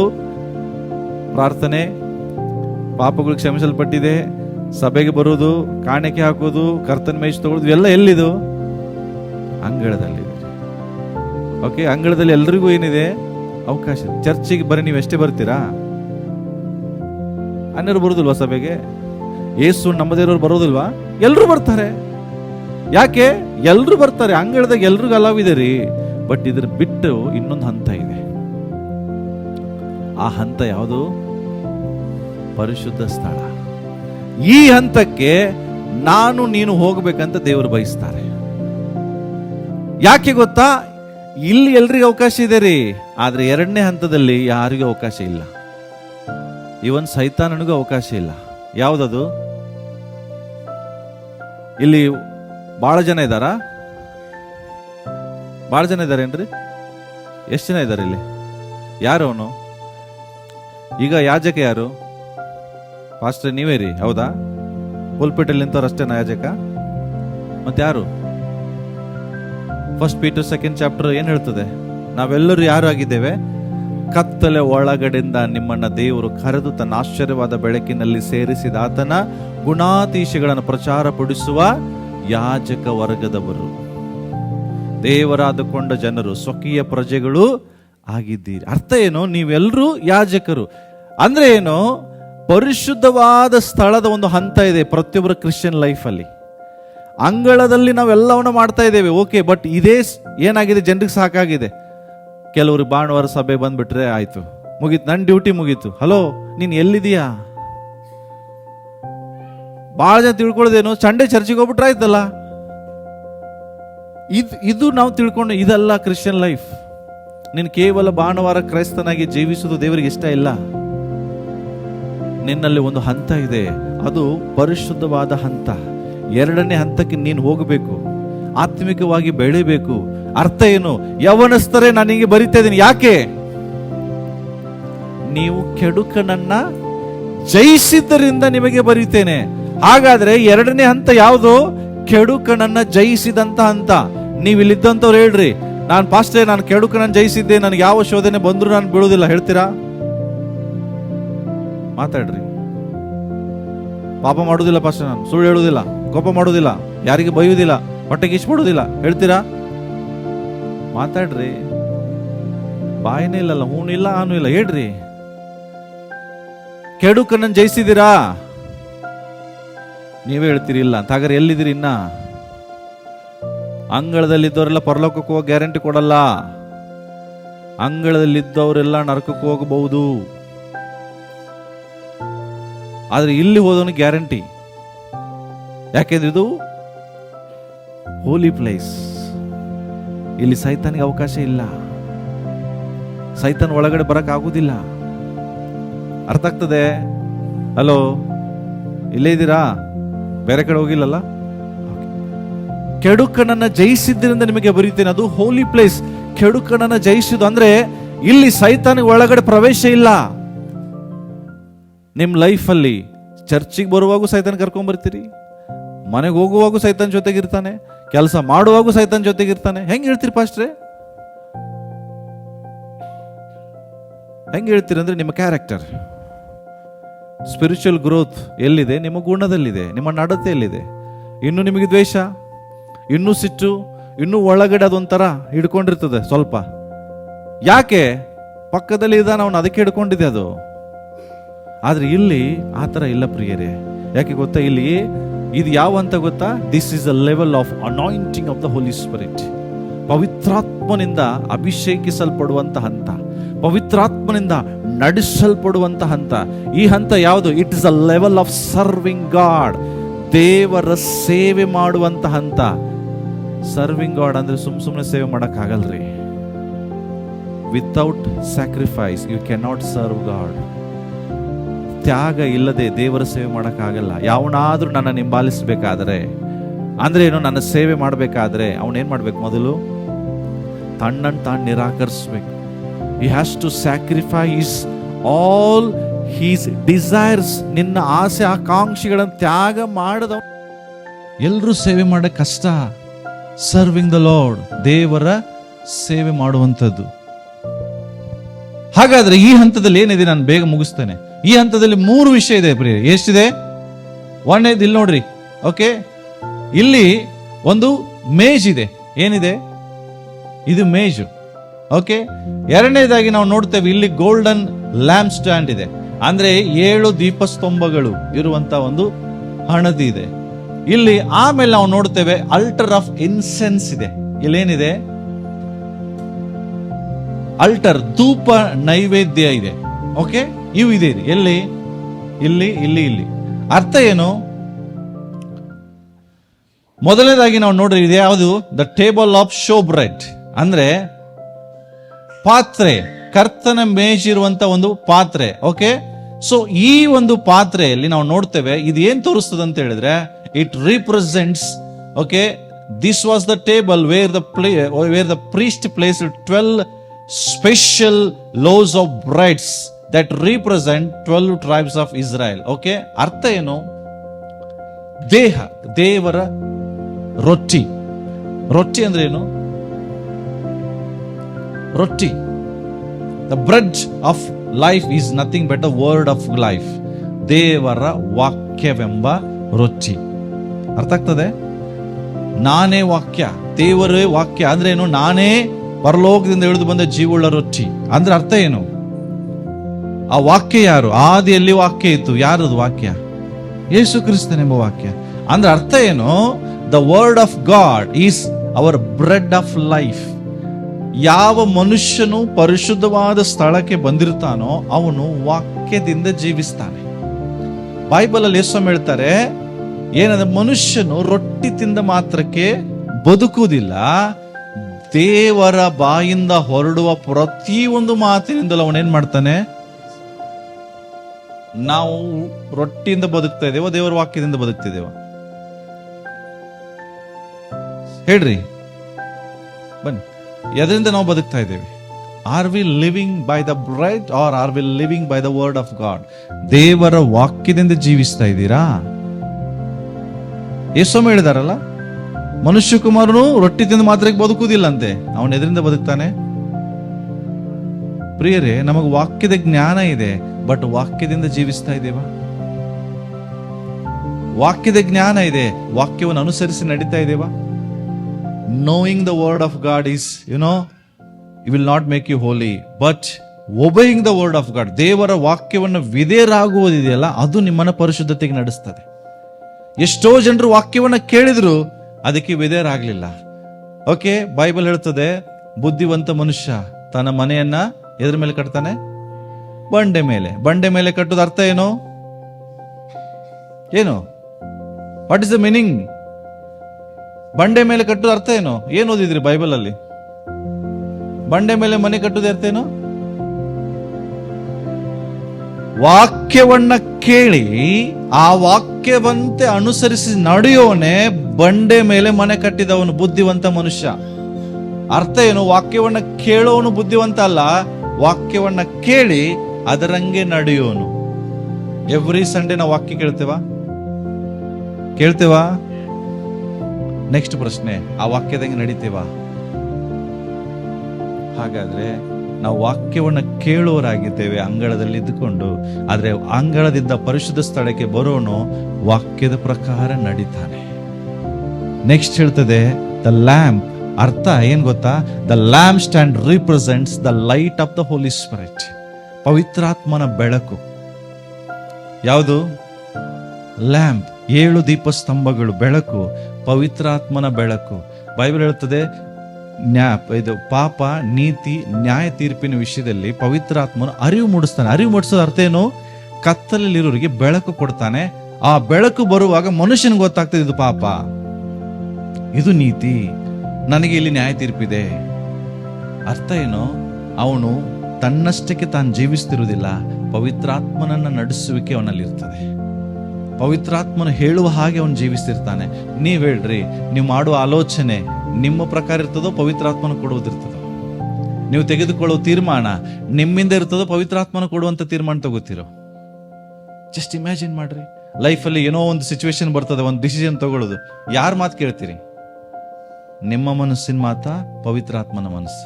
ಯಾಕೆಂದ್ರೆ ನಿಮ್ಮ ಪ್ರಕಾರ ನಡೆಯುವಾಗ ನಿಮಗೆ ಎಲ್ಲಿ ಹೋಗಕ್ಕೆ ಗೊತ್ತಾಗಲ್ಲ, ಆದ್ರೆ ಪವಿತ್ರಾತ್ಮನ ಪ್ರಕಾರ ಹೋಗುವಾಗ ಅಲ್ಲಿ ಬೆಳಕು ಸಿಗ್ತದೆ, ಮಾರ್ಗದರ್ಶನ ಸಿಗ್ತದೆ, ನಾವು ನಡೆಯಬೇಕಾದ ಮಾರ್ಗವನ್ನು ತಿಳಿಸ್ತಾನೆ. ಯಾಕೆ ಬೈಬಲ್ ಹೇಳ್ತದೆ, ಸತ್ಯದ ಆತ್ಮನು ಬರ್ತಾನೆ, ಆತ ನಿಮ್ಮನ್ನ ಸಕಲ ಸತ್ಯದ ಕಡೆಗೆ ನಡೆಸಿಕೊಂಡು ಹೋಗ್ತಾನೆ. ನಾವು ಹಾಡಾಡ್ತೇವೆ, ನನ್ನ ನಡೆಸುವವನು ನೀನೇ ಅಂತ, ಬಟ್ ನಿಜವಾಗಿ ನಮ್ಮನ್ನು ನಡೆಸ್ತಾರೋರು ಯಾರು? ನನ್ನ ಶರೀರ ನಮ್ಮನ್ನು ನಡೆಸ್ತದೆ, ನನ್ನ ಮನಸ್ಸು ನನ್ನನ್ನು ನಡೆಸ್ತಾ ಇರ್ತದೆ, ಆದ್ರೆ ದೇವರ ಆತ್ಮ ನಮ್ಮನ್ನು ನಡೆಸ್ತಿರೋದಿಲ್ಲ. ನೆಕ್ಸ್ಟ್ ಅಲ್ಲೋದು ಇನ್ನೊಂದಿದೆ, ನನಗೆ ಹೇಳಿಕ್ ಟೈಮ್ ಇಲ್ಲ, ಅದಕ್ಕೆ ಅದು ಆಲ್ಟರ್ ಆಫ್ ಇನ್ಸೆನ್ಸ್ ಅಂದ್ರೆ ಸುಗಂಧ ವಾಸನೆ. ಬೈಬಲ್ ಹೇಳ್ತದೆ, ಪ್ರಾರ್ಥನೆ ಧೂಪದ ಹಾಗೆ ಎಲ್ಲಿ ಏರ್ ಬರ್ತದೆ? ಕರೆಕ್ಟಾ? ಎಷ್ಟು ಜನ ಇಲ್ಲಿ ಪ್ರಾರ್ಥನೆ ಮಾಡೋರು ಇದೀರಿ? ಕೈ ಎತ್ತದಿಲ್ಲ ನೋಡ್ರಿ. ವೈಯಕ್ತಿಕವಾಗಿ ಚರ್ಚಲ್ ಅಲ್ರಿ, ಚರ್ಚಲ್ ಬಂದು ಪ್ರೇಯರ್ ಮಾಡ್ತೀರಿ ಗೊತ್ತಿದೆ, ಆದ್ರೆ ಚರ್ಚಲ್ ಬಿಟ್ಟು ಮನೆಯಲ್ಲಿ ವೈಯಕ್ತಿಕವಾದ ಪ್ರೈವೇಸಿ ಟೈಮ್. ದೇವರ ವಚನ ಹೇಳ್ತದೆ ಗೊತ್ತಾ, ಯಾರಾದರೂ ಪ್ರಾರ್ಥನೆ ಮಾಡೋದಾದ್ರೆ ಅವನು ಮೊದಲು ಮನೆ ಒಳಗಡೆ ಹೋಗಿ ಬಾಗಿಲುಗಳನ್ನು ಹಾಕೊಂಡು ಅಂತರಂಗದಲ್ಲಿರುವ ತನ್ನ ದೇವರನ್ನ ಪ್ರಾರ್ಥಿಸ್ತಾನೆ. ಹೌದಾ? ಪ್ರಾರ್ಥಿಸುವಾಗ ಏನಾಗ್ಬೇಕಂತ ಗೊತ್ತಾ? ಡೋರ್ ಮುಚ್ಚಬೇಕಂತ. ಏನ್ ಮುಚ್ಚಬೇಕು? ನಿಮ್ ಡೋರ್ ಓಪನ್ ಇರ್ತದ? ನಾವೇನ್ ತಿಳ್ಕೊತೀವಿ ಗೊತ್ತಾ? ಮನಿ ಬಾಗಿಲು ಡೋರ್ ಅಂತ ತಿಳ್ಕೊತೇವೆ. ನೀವು ಡೋರ್ ಮುಚ್ಕೊಂಡು ಏನ್ ಮಾಡ್ತಿರ್ತೀರಿ ಯಾರಿಗ ಗೊತ್ತು? ಆ ಡೋರ್ ಬಗ್ಗೆ ಮಾತಾಡ್ತಿಲ್ಲ ಅಲ್ಲಿ. ನಿನ್ನನ್ನ ಡಿಸ್ಟರ್ಬ್ ಮಾಡುವಂತ ಎಲ್ಲಾ ಡೋರ್ಗಳು. ಡೋರ್ ಅಂದ್ರೆ ಅರ್ಥ ಏನು? ಯಾರು ನನ್ನನ್ನ ಡಿಸ್ಟರ್ಬ್ ಮಾಡಬಾರ್ದಂತ ಡೋರ್ ಹಾಕ್ತಿರಲ್ಲ. ಬಟ್ ನಿಜವಾದ ಡೋರ್ ಯಾವುದು? ನಿನ್ನನ್ನು ಡಿಸ್ಟರ್ಬ್ ಮಾಡುವ ಸಂಗತಿಗಳು. ಗೊತ್ತಾ? ಪ್ರಾರ್ಥಿಸುವಾಗ ನೀವು ಪ್ರೇಯರ್ ಮಾಡ್ತಾ ಕೂತ್ಕೊಡ್ರಿ, ನಿನಗೆ 108 ಆಲೋಚನೆ ಬರುದಿಲ್ಲ? ಬರ್ತದಿಲ್ರಿ? 108 ಆಲೋಚನೆಗಳು, ಸೈತಾನೂ ಬರ್ತಾನಲ್ಲೇ. ಬೇಗ ಮುಗಿಸ್ಬಿಡ್ಬೇಕು. ನೀನು ಪ್ರೇಯರ್ ಏನ್ ಮಾಡಿದ್ಯೋ, ಯಾವಾಗ ಆಮೇಲೆ ಹೇಳಿದ್ ನಿಂಗೆ ಗೊತ್ತಿರುವುದಿಲ್ಲ. ಯಾಕೆ ಹೇಳ್ರಿ? ಬಾಯಿ ಪ್ರೇಯರ್ ಹೇಳ್ತಿರ್ತದೆ, ಮನಸ್ಸು ಏನ್ ಮಾಡ್ತಿರ್ತದೆ? ಬೇರೆ ಕಡೆ ಇರ್ತದೆ, ಏನೇನೋ ಬರ್ತದೆ ಆಲೋಚನೆ. ಪ್ರಾರ್ಥನೆ ಕೂತಾಗಲೇ ಕೆಲವು ಮರ್ತಿದ್ದಲ್ಲಿ ನೆನಪು ಬರ್ತವೆ. ಹೌದಾ? ಕೆಲವು ಹೆಣ್ಮಕ್ಳಿಗೆ ಪ್ರಾರ್ಥನೆ ಕೂತಾಗಲೇ ಏನೇನೋ ಎಲ್ಲೆಲ್ಲಿ ಇಟ್ಟಿರ್ತೀರ ಅದ್ ನೆನಪು ಬರ್ತದೆ. ಗ್ಯಾಸ್ ಒಲೆ ಆನ್ ಆಗಿದ್ದು ಪ್ರೇಯರ್ ಕೂತಾಗ ನೆನಪಾಗ್ತದೆ. ಹೌದಾ? ಯಾಕೆ ನೆನಪಾಗ್ತದೆ? ನೀವು ತಿಳ್ಕೊಡ್ರಿ, ಪ್ರೇಯರ್ ಅಲ್ಲಿ ಹೋಲಿ ಸ್ಪಿರಿಟ್ ರಿವೀಲ್ ಮಾಡ್ತಿಲ್ಲ ನಿಮಗೆ. ಅದನ್ನ ನೀವು ಬೇಗ ಆಮೇನ್ ಮಾಡ್ಲಂತೆ ಸೈತಾನ್ ಮಾಡ್ತಿರೋದು. ಆದ್ರೆ ನೀನು ಪ್ರಾರ್ಥನೆ ಮಾಡುವಾಗ ಪವಿತ್ರ ಸ್ಥಳದಲ್ಲಿ ಬಂದಾಗ ನಿನಗೆ ಯಾವುದೇ ಡಿಸ್ಟರ್ಬ್ ಆಗಲ್ಲ. ಅದಕ್ಕಾಗಿ ಎಫೆಷಿಯನ್ಸ್ 6:18 ಏನ್ ಹೇಳ್ತದೆ ಗೊತ್ತಾ?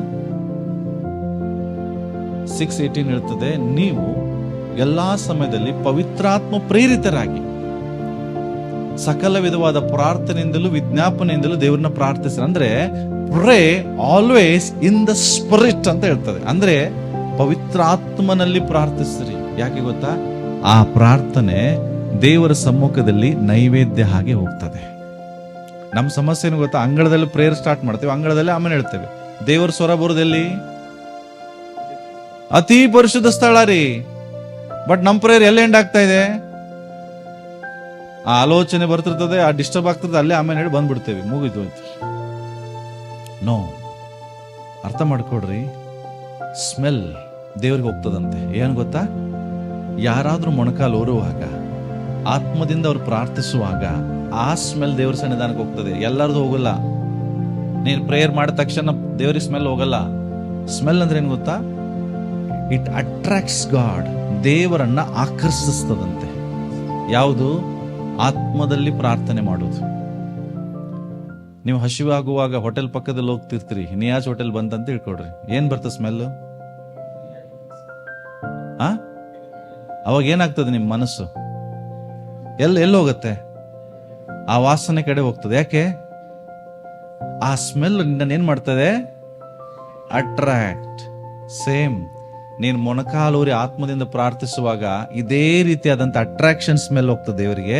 ದೇವರು ಎಷ್ಟೇ ಬ್ಯುಸಿ ಆಗಿದ್ರು ಭೂಲೋಕದಲ್ಲಿ ಯಾರೋ ನನ್ನನ್ನು ಕರಿತಾ ಇದಾರಂತ ನಿಮ್ಮ ಕಡೆ ಗಮನ ಹೋಗ್ತದೆ. ದೇವರು ಗಮನ ಸೆಳೆಯುವ ಪ್ರಾರ್ಥನೆ ಮಾಡಿದ್ದೇವಾ ನಾವು? ಬಟ್ ಇದು ಯಾವಾಗ ಸಾಧ್ಯ ಗೊತ್ತಾ? ನೀನು 2ನೇ ಹಂತದಲ್ಲಿ ಬಂದಾಗ ಮಾತ್ರ. ಯಾಕಂದ್ರೆ ಇಲ್ಲಿ ಕೆಡಕನನ್ನು ಜಯಿಸಿರ್ತೀಯ, ಸೈತಾನ್ ಡಿಸ್ಟರ್ಬೆನ್ಸ್ ಇರುವುದಿಲ್ಲ. ನಿನಗೆ ಪ್ರಾರ್ಥನೆ ಮಾಡುವಾಗಲೂ ಬೇಗ ಮುಗಿಸ್ಬೇಕಂತ ಮನಸ್ಸು ಬರಲ್ಲ. ಯಾರಿಗೆ ಬರ್ತದೆ? ಪ್ರೇಯರ್ ಮಾಡುವಾಗಲೂ ನನಗೆ ನಿಲ್ಲಿಸಬಾರ್ದು, ನಾನು ಕಂಟಿನ್ಯೂ ಮಾಡ್ಬೇಕು, ಇನ್ನೊಂದು ಅರ್ಧ ಗಂಟೆ, ಇನ್ನೊಂದು ತಾಸು ಕಂಟಿನ್ಯೂ ಮಾಡ್ಬೇಕಂತ ಯಾರಿಗೆ ಅನಿಸ್ತದೋ ಅವ್ರು ಈ ಸ್ಥಳದಲ್ಲಿ ಇದ್ಕೊಂಡು ಪ್ರೇಯರ್ ಮಾಡ್ತಿರ್ತಾರೆ. ಟೈಮ್ ನೋಡ್ಕೊಂಡು ಪ್ರಾರ್ಥನೆ ಮಾಡೋರು ಅಂಗಳದಲ್ಲಿ ಇರ್ತಾರೆ. ಅರ್ಥ ಆಗ್ತದೆ? ಕೆಲವು ಸರಿ ಪ್ರೇಯರ್ ಮಾಡ್ತಿರ್ತೀವಿ, ವಾಟ್ಸಪ್ ಅಲ್ಲಿ ಚಾಟಿಂಗು ಮಾಡ್ತಿರ್ತೀವಿ, ರಿಪ್ಲೈನು ಮಾಡ್ತಿರ್ತೀವಿ. ಜನರಿಗೆ ಗೊತ್ತಾಗಬೇಕು ಐ ಮೀನ್ ಪ್ರೇಯರ್. ಅವಾಗ ಮೆಸೇಜ್, ಅವಾಗೆ ಫೋನ್ ಬರ್ತದೆ. ಅವಾಗ ಏನ್ ಮಾಡ್ತೇವೆ ನಾವು? ಟಕ್ಕನ ಮೆಸೇಜ್ ಆಗ್ತದೆ ಐ ಮೀನ್. ಅದೇ ಏನ್ ಮಾಡ್ತೀವ್ರಿ ನೀವು? ಪ್ರೇಯರ್ ಮಾಡ್ತಿದ್ದೀರಿ, ರಿಪ್ಲೈನು ಮಾಡ್ತಿದ್ದೀರಿ. ಯಾರಿಗೆ ಗೌರವ? ಕರೆಕ್ಟಾ? ಬಟ್ ಇಲ್ಲಿ ಡಿಸ್ಟ್ರಾಕ್ಷನ್ ಇರೋದಿಲ್ರಿ. ಎಲ್ಲಿ? ಪರಿಶುದ್ಧ ಸ್ಥಳದಲ್ಲಿ ನೀನು ದೇವರು ಏಕಾಂತವಾಗಿರ್ತೀರಿ. ದೇವ್ರ ವಾಕ್ಯ ಹೇಳ್ತದೆ, ಪ್ರಾರ್ಥನೆ ಮಾಡುವಾಗ ಇವನ್ ಹೆಂಡ್ತಿನೂ ಕೈ ಬಿಡು ಅಂತ ಹೇಳ್ತದೆ. ಅಂದ್ರೆ ಆ ಯಾವ ಅಟ್ಯಾಚ್ಮೆಂಟು ಇರಬಾರ್ದು ನಿನಗೆ ಪ್ರೇಯರ್ ಮಾಡುವಾಗ. Separate you and God, that is called holy place. ಈ ಅನುಭವದಲ್ಲಿ ಇರೋರು ತಿಳ್ಕೊಂಡು ನೀವು ಈಗ 2ನೇ ಹಂತದಲ್ಲಿ ಬಂದಿದ್ದೀರಿ ಅಂತ. ಬಟ್ ಈ ಅನುಭವ ಇಲ್ಲ ಅಂದ್ರೆ ನಾವು ಯಾವ ಹಂತದಲ್ಲಿದ್ದೇವೆ? ಇನ್ನು ಯಾವ ಹಂತ? ಆ ಅಂಗಳದ ಹಂತ ಯಾವ್ದದು? ಮಕ್ಕಳ ಹಂತ. ಮಕ್ಕಳ ಹಂತದಲ್ಲಿರೋರಿಗೆ ಪೌಲ್ ಥೂ ಅಂತಾನೆ, ಬೇಷ್ ಅನ್ನೋದಿಲ್ಲ. 5 ವರ್ಷ 10 ವರ್ಷ 15 ವರ್ಷ ಆಯ್ತು, ಇನ್ನೂ ಹಾಲು ಕುಡಿದು. No, that is holy place. Then last ಯಾವುದು? The holy of holies. ಇದೇನು ಗೊತ್ತಾ? This is the place, the knowing Jesus as our forerunner. ದೇವರು ನಮ್ಮ ಮುಂದಾಗಿ ಹೋದಂತ ವ್ಯಕ್ತಿ ಅಂತ ತಿಳ್ಕೊಳ್ಳುವಂತ ಹಂತ. It is the level of having fellowship with God. ದೇವರೊಟ್ಟಿಗೆ ನಿಜವಾದಂತ ಅನ್ಯೋನ್ಯತೆಯನ್ನು ಹೊಂದುವಂತ ಒಂದು ಹಂತ ಅಂತ. ನಿಮ್ಗೆ ಗೊತ್ತಾ ವಾಟ್ ಈಸ್ ದ ಫೆಲೋಶಿಪ್? ತಿಳ್ಕೊಡ್ರಿ. ಫೆಲೋಶಿಪ್ ಅಂದ್ರೆ ಏನು ಹೇಳ್ರಿ? ಅನ್ಯೋನ್ಯತೆ ಅಂದ್ರೆ ಏನು ಗೊತ್ತಾ? ಹೇಳ್ರಿ ನೋಡ, ನಿಮ್ ಪ್ರಕಾರ ಅನ್ಯೋನ್ಯತೆ ಅಂದ್ರೆ ಏನು? ಒಬ್ಬರಿಗೊಬ್ರು ಅರ್ಥ ಮಾಡ್ಕೊಳ್ಳೋದು. ಮತ್ತೆ ವೆರಿ ಗುಡ್. ಫೆಲೋಶಿಪ್ ಮೀನ್ಸ್ ಒಬ್ಬರನ್ನ ಬಿಟ್ಟು ಒಬ್ರು ಇರಕ್ಕಾಗಲ್ಲ. ಗಂಡ ಹೆಂಡತಿ ಮಧ್ಯದಲ್ಲಿ ಫೆಲೋಶಿಪ್ ಇರ್ತದ? ಹೇಳ್ರಿ, ಅನ್ಯೋನ್ಯತೆ ಇರ್ತದ? ಅರ್ಥ ಏನು? ಅವ್ರೊಬ್ಬರನ್ನ ಬಿಟ್ಟು ಒಬ್ರು ಇರ್ತಾರಂದ್ರೆ ಅವ್ರ ಮಧ್ಯದಲ್ಲಿ ಏನಿಲ್ಲ. ಈಗ ಮದುವೆ ಆದ್ಮೇಲೂ ಗಂಡ ಹೆಂಡತಿ ಒಂದು 5 ವರ್ಷ ಬಿಟ್ಟಿರಕ್ ರೆಡಿ ಇರ್ತೀರಿ ಅಂದ್ರೆ ಏನ್ ಅರ್ಥ? ಏನಿಲ್ಲ ಅವ್ರ ಮಧ್ಯದಲ್ಲಿ. ಫೆಲೋಶಿಪ್ ಇದ್ರೆ ಅವ್ರು ಬಿಟ್ಟಿರ್ತಾರ? ಏನ್ ಮಾಡ್ತಾರೆ? ಒಬ್ಬರಿಗೂ ಬಿಟ್ಟು ಒಬ್ರು ಇರುವುದಿಲ್ಲ. This is called fellowship. ನೀವ್ ಹೇಳ್ರಿ, ಈಗ ಪಾಸ್ಟರ್ ನಂಗೆ ದೇವ್ರು ಬಿಟ್ಟು ಇರಕ್ಕೆ ಆಗೋದಿಲ್ರಿ ಅನ್ನೋರು ಇದೀರಾ? ಒಂದು ಕ್ಷಣ ಬಿಟ್ಟಿರಕ್ಕಾಗಲ್ಲ ದೇವ್ರ ನಿನ್ನ. ಈ ಅನುಭವಕ್ಕೆ ಬರ್ಬೇಕಂದ್ರೆ ಅವನು ನಿಜವಾಗ್ಲೂ ಎಲ್ಲವನ್ನ ತ್ಯಾಗ ಮಾಡಿದವನು ಮಾತ್ರ ಈ ಹಂತಕ್ಕೆ ಬರ್ತಾನೆ. ದೇವ್ರೆ ನೀನ್ ಮಾತ್ರ ಸಾಕು ನನಗೆ. ಈ ಹಂತಕ್ಕೆ ಬರೋದು ಬಹಳ ಕಷ್ಟ, ಬಟ್ ಬರ್ಲಿಕ್ಕೆ ಪ್ರಯತ್ನ ಪಡ್ರಿ. ಯಾವ್ದಂದ್ರೆ it's a level of having fellowship with father. Ark of covenant ಇದೆ ಇಲ್ಲಿ. ಏನು ಗೊತ್ತಾ ಇದು? Ark of covenant. ಅತಿ ಪರಿಶುದ್ಧ ಸ್ಥಳದಲ್ಲಿ ಒಂದೇ ಒಂದು ವಸ್ತು ಇದೆ. ಅದು ಯಾವುದು? ದೇವರ ಮಂಜೂಷ. ಹೇಳ್ರಿ. ಪರಿಶುದ್ಧ ಸ್ಥಳದಲ್ಲಿ 3 ಇತ್ತು, ಅಂಗಳದಲ್ಲಿ 2 ಇತ್ತು. ಆದ್ರೆ ಅತಿ ಪರಿಶುದ್ಧ ಸ್ಥಳದಲ್ಲಿ ಏನಿದೆ? ಒಂದೇ ಇದೆ. ಏನದು? ವಾಟ್ ಈಸ್ ದ ಮಂಜೂಷ? Ark of covenant. It is the symbol of God's covenant with Israel. ಮತ್ತೆ ಹೇಳ್ತದೆ it's a symbol of God's presence. ಅಂದ್ರೆ ದೇವರ ಪ್ರಸನ್ನತೆ, ದೇವರೇ ಇರುವುದು. ಪ್ರೆಸೆನ್ಸ್ ಅಂದ್ರೆ ಏನು? The present of God. Bible ಅಲ್ಲಿ ಹಳೆ ಒಡಂಬಡಿಕೆ ಎಲ್ಲ ಓದ್ರಿ, ಯಾರ್ಯಾರ ಕಡೆ ದೇವರ ಮಂಜೂಷ ಇರ್ತಿತ್ತು ಅವರಿಗೆ ಸೋಲಾಗ್ತಿರ್ಲಿಲ್ಲ. ಯಾಕೆ? ದೇವರ ಮಂಜೂಷ ಇರೋ ಅರ್ಥ ಏನು? ಅವ್ರ ಜೊತೆಗೆ ಯಾರಿದ್ದಾರೆ? ದೇವರೇ ಇದ್ದಾರೆ. ಯಾರೊಟ್ಟಿಗೆ ದೇವರು ಇರ್ತಾರೆ? ಯಾರೊಟ್ಟಿಗೆ ಅವರ ಅನ್ಯೋನ್ಯತೆ ಇರ್ತದೋ, ಬಾಂಧವ್ಯ ಇರ್ತದೋ. ಇದೆಂತ ಅನ್ಯೋನ್ಯತೆ ಗೊತ್ತಾ? ಫಸ್ಟ್ ಟೈಮ್ ದೇವರು ಆದಾಮನ ಉಂಟು ಮಾಡಿದಾಗಿದ್ದಂತ ಅನ್ಯೋನ್ಯತೆ. ಫಸ್ಟ್ ಟೈಮ್ ದೇವರು ಆದಾಮನ ಉಂಟು ಮಾಡಿದಾಗ ಹೆಂಗಿತ್ತು ಗೊತ್ತಾ ಅವ್ರ ಫೆಲೋಶಿಪ್? ಒಂದು ದಿವಸನೂ ಬಿಟ್ಟಿರ್ತಿರ್ಲಿಲ್ಲ. ಎಷ್ಟು? Every day. ಆದ್ರೆ ಸಾಕು, ದೇವರು ಯಾರನ್ನ ಭೇಟಿಯಾಗಿ ಬರ್ತಿದ್ರು? ಆದಾಮ್ ಎಲ್ಲಿದೆಯಾ ಹುಡುಕ್ತಾ ಬರ್ತಿದ್ರು. ಅರ್ಥ ಏನು? ಹುಡುಕುದೇನು? ಆದಾಮ ಏದೇನ್ ತೋಟದ ಗಾರ್ಡನ್ ಅಲ್ಲಲ್ಲೆಲ್ಲ ಆಟ ಆಡ್ತಿರ್ಬೋದು. ಯಾರನ್ನ ಅವ್ರನ್ನ ಹುಡ್ಕೊಂಡ್ ಬರ್ತಿದ್ರು? ದೇವರು. Adam where are you? ಯಾಕೆ? ಫೆಲೋಶಿಪ್. ಅದು ಫೆಲೋಶಿಪ್. ಫಸ್ಟ್ ಟೈಮ್ ದೇವರು ಆದಾಮನ ಸೃಷ್ಟಿ ಮಾಡಿದಾಗಿದ್ದಂಥ ಫೆಲೋಶಿಪ್. ಯಾರೊಟ್ಟಿಗೆ ಇರ್ತದೋ ಅವರೊಟ್ಟಿಗೆ ದೇವರ ಪ್ರಸನ್ನತೆ ಇರ್ತದೆ. ಏನಿರ್ತದೆ? ದೇವರ ಪ್ರಸನ್ನತೆ. ಅಂದ್ರೆ ಅವರೊಟ್ಟಿಗೆ ದೇವರು ಇರ್ತಾರೆ, ಅಲ್ಲಿ ದೇವರು ವಾಸ ಮಾಡ್ತಾರೆ. That is called holiness. ಎಲ್ಲರೊಟ್ಟಿಗೆ ದೇವರು ಇರುವುದಿಲ್ಲ. ಯೇಸು ಸ್ವಾಮಿ ಪರ್ವತ ಪ್ರಸಂಗ ಮಾಡುವಾಗ ಒಂದು ಮಾತು ಹೇಳ್ತಾರೆ. ಮತ್ತಾಯನ ಬರೆದ ಸುವಾರ್ತೆ ತೆಗಿರಿ, ನಾನು ಪ್ರಾರ್ಥನೆ ಮಾಡಿ ಮುಗಿಸ್ತೇನೆ. ಇದೊಂದು ವಾಕ್ಯ ಓದಿ. ಇಂಗ್ಲಿಷ್ ಬೈಬಲ್ ಇದೆಯಾ ಯಾರ ಹತ್ರ? 5:8. ದೇವರನ್ನು ಯಾರು ನೋಡ್ತಾರೆ? ಇಂಗ್ಲಿಷ್ ಯಾವುದು? The person who is pure in heart, he will see the god. ದೇವರನ್ನು ಎಲ್ಲರೂ ನೋಡಕ್ಕಾಗಲ್ಲ. ಹಲೋ, ಬಹಳ ಜನ ಹೇಳ್ತಾರೆ, ಪಾಸ್ಟರ್ ನಾನು ರಾತ್ರಿ ದೇವ್ರಿಗೆ ಕಾಣಿಸ್ಕೊಂಡ. ದೇವ್ರು ನಿಮ್ಗೆ ಹೆಂಗ್ ಕಾಣಿಸ್ಕೊಂಡ? ಸಾಧ್ಯ ಇದೆಯಾ ಕಾಣಿಸ್ಕೊಳ್ಳಿಕ್ಕೆ? ಯಾರಿಗೆ ಕಾಣಿಸ್ಕೋತಾನೆ? ಯಾರು ದೇವ್ರು ನೋಡ್ಬೋದು? ನಿರ್ಮಲ ಚಿತ್ತರ ಅಂದ್ರೆ ಏನು? ಹೃದಯದಲ್ಲಿ ಯಾವ ಕಲ್ಮಶ ಇಲ್ಲದೆ ಇರುವಂತ ವ್ಯಕ್ತಿ. ಯಾರ ಹೃದಯದಲ್ಲಿ ಕಲ್ಮಶ ಇರಲ್ಲ? ಒಬ್ಬರ ಬಗ್ಗೆ ಒಂದು ಸಣ್ಣ ಕಹಿತನ, ಸಣ್ಣ ಬೇಸರಿಕೆ, ಒಂದು ಸಣ್ಣ ಸಿಟ್ಟು, ದ್ವೇಷ, ಇವ್ಯಾವೂ ಇಲ್ಲದೆ ಇರುವಂತ ಮನುಷ್ಯನ ಹೃದಯ ನಿರ್ಮಲ, ಪರಿಶುದ್ಧ. ಅವ್ರು ದೇವ್ರು ನೋಡ್ಬೋದು. ಅವ್ರು ಹೇಳಿದ್ರೆ ನಾನು ನಂಬ್ತೇನೆ, ಪಾಸ್ಟರ್ ನಂಗೆ ದೇವ್ರು ಕಾಣಿಸ್ಕೊಂಡ. ತಿಳ್ಕೊಡ್ರಿ, ದೇವ್ರಂಗೆ ಸೈತಾನು ಕಾಣಿಸ್ತಾನೆ. ನೀವು ತಿಳ್ಕೊಂಡಂಗೆ ಸೈತಾನ್ ವಿಕಾರ ಇಲ್ಲ. ದ ಮೋಸ್ಟ್ ಬ್ಯೂಟಿಫುಲ್ ಪರ್ಸನ್ ಯಾರು? ಸೈತಾನ್. ಅವನನ್ನು ನೋಡುವಾಗ ಹಂಗೇ ಬಿದ್ದೋಗ್ಬೇಕು, ಹಂಗಿದಾನ ಸೈತಾನ. ನೀವು ತಿಳ್ಕೊಂಡಂಗೆ ಕ್ರೂರಿ, ಹಲ್ಲು, ಹಂಗೇನಿಲ್ಲ. ಅವನು ಈಸ್ ಅ ಮೋಸ್ಟ್ ಬ್ಯೂಟಿಫುಲ್. ಯಾಕೆ? ಅವನು ದೇವರನ್ನ ಆರಾಧಿಸುವಂತ ವ್ಯಕ್ತಿ ಆಗಿದ್ದ. ದೇವರವನ್ನ ಹೆಂಗ್ ಸೃಷ್ಟಿ ಮಾಡಿದೆ ಗೊತ್ತಾ? ಅದಕ್ಕೆ ಸುಂದರವಾಗಿ ಕಾಣಿಸೋರೆಲ್ಲ ದೇವರಾಗಲ್ಲ. ಅರ್ಥ ಆಗ್ತದೆ? ದೇವರು ನೀವು ನೋಡ್ಬೇಕಂದ್ರೆ ಈ ಹಂತಕ್ಕೆ ಬರಬೇಕು. ಯಾವುದು? ಅತಿ ಪರಿಶುದ್ಧ ಸ್ಥಳ. ಅಲ್ಲಿ ಬರೇ ಪರಿಶುದ್ಧತೆ. ಅವರು ದೇವರನ್ನು ನೋಡ್ಬೋದು, ದೇವರ ಸಂಗಡ ಮಾತನಾಡಬಹುದು, ದೇವರೊಟ್ಟಿಗೆ ನಡಿಬಹುದು. ಇವು ಕ್ರೈಸ್ತರ ಜೀವಿತದಲ್ಲಿರುವಂತ ಹಂತಗಳು. ನಿಮ್ಮನ್ನು ನೀವು ಟೆಸ್ಟ್ ಮಾಡ್ಕೊಳ್ರಿ, ನೀವು ಯಾವ ಹಂತದಲ್ಲಿದ್ದೀರಿ. ಅರ್ಥ ಆಯ್ತಾ? ಸೊ ನೆಕ್ಸ್ಟು ಸ್ಪಿರಿಚುವಲ್ ಮೆಚೂರ್ ಆಗುವಂತ ಪರ್ಸನ್ ವ್ಯಕ್ತಿಗಳಲ್ಲಿ, ಅಂದ್ರೆ ಅವ್ರು ಬೆಳವಣಿಗೆ ಆಗ್ತಿದ್ದಾರೆ ಅಂದ್ರೆ ಅವರಲ್ಲಿ ಕೆಲವು ಗುರುತುಗಳಿರ್ತದೆ. ಆ ಗುರುತು ಬಗ್ಗೆ ನೆಕ್ಸ್ಟ್ ವೀಕ್ ಹೇಳ್ತೇನೆ. ಯಾರು ಸ್ಪಿರಿಚುವಲ್ ಮೆಚೂರ್ ಆಗ್ತಿದ್ದಾರೆ ಅಂದ್ರೆ ಫುಲ್ ಆಗಿಲ್ಲ, ಬಟ್ ಆಗ್ತಿದ್ದಾರೆ, ಆಗುವಂತ ಕೆಲವು ಜನರ ಕೆಲವು ಸೈನ್ಸ್ಗಳನ್ನು ನಾನು ಹೇಳ್ತೇನೆ, ಕೆಲವು ಗುರುತುಗಳನ್ನ ನಾನು ಹೇಳ್ತೇನೆ. ಆಮೇಲೆ ನಿಮ್ಗೆ ಅರ್ಥ ಆಗ್ತದೆ. ಓಕೆ? ಸೊ ದಯಮಾಡಿ ಹೇಳ್ತೇನೆ, ನಮ್ಮನ್ನ ದೇವರು ಸಪರೇಟ್ ಮಾಡಿದ್ದಾರೆ, ನಮ್ಮನ್ನು ದೇವರು ಪ್ರತ್ಯೇಕಿಸಿದ್ದಾರೆ. ನಾನು ಪ್ರತ್ಯೇಕವಾಗಿ ಇರಬೇಕು. I need to be separated. ನಾನು ಎಲ್ಲರೊಟ್ಟಿಗೆ ಮಿಂಗಲ್ ಆಗಲಿಕ್ಕೆ ಕರೆದಿಲ್ಲ. ನಾನು ಹೇಗೆ ಪೆನ್ನಿನ ಎಕ್ಸಾಂಪಲ್ ಕೊಟ್ಟೆಲ್ಲ, ಈ ಪೆನ್ನು ಓನ್ಲಿ ಎದಕ್ಕೆ ಯೂಸ್ ಮಾಡ್ತೇನೆ? ಕೇವಲ ದೇವರ ವಾಕ್ಯ ಬರೆಯೋದಕ್ಕೆ, ಬೇರೆ ಎದಕ್ಕೆ ಯೂಸ್ ಮಾಡಲ್ಲ. ಸೇಮ್ ವೇ ನಿನ್ನನ್ನು ದೇವರು ತನ್ನ ಉದ್ದೇಶಕ್ಕೆ ಮಾತ್ರ ಸಪರೇಟ್ ಮಾಡಿದ್ದಾರೆ. ನೀನ್ ಎಲ್ಲ ಉದ್ದೇಶಕ್ಕಾಗಿ ಕರೆದಿಲ್ಲ. ದೇವರಿಗಾಗಿ ನೀನು ಪ್ರತ್ಯೇಕವಾಗಿದೆಯಾ? ದೇವರಿಗಾಗಿ ಪ್ರತ್ಯೇಕವಾಗಿ ನಿಂತ್ಕೋ, ಅವಾಗ ನಿನ್ನನ್ನು ದೇವರು ಆಶೀರ್ವದಿಸ. ಕಣ್ಣುಗಳು ಮುಚ್ಚಿ ಪ್ರಾರ್ಥಿಸೋ. ಎಲ್ಲ ನಿಂತ್ಕೊಳ್ಳೋಣ.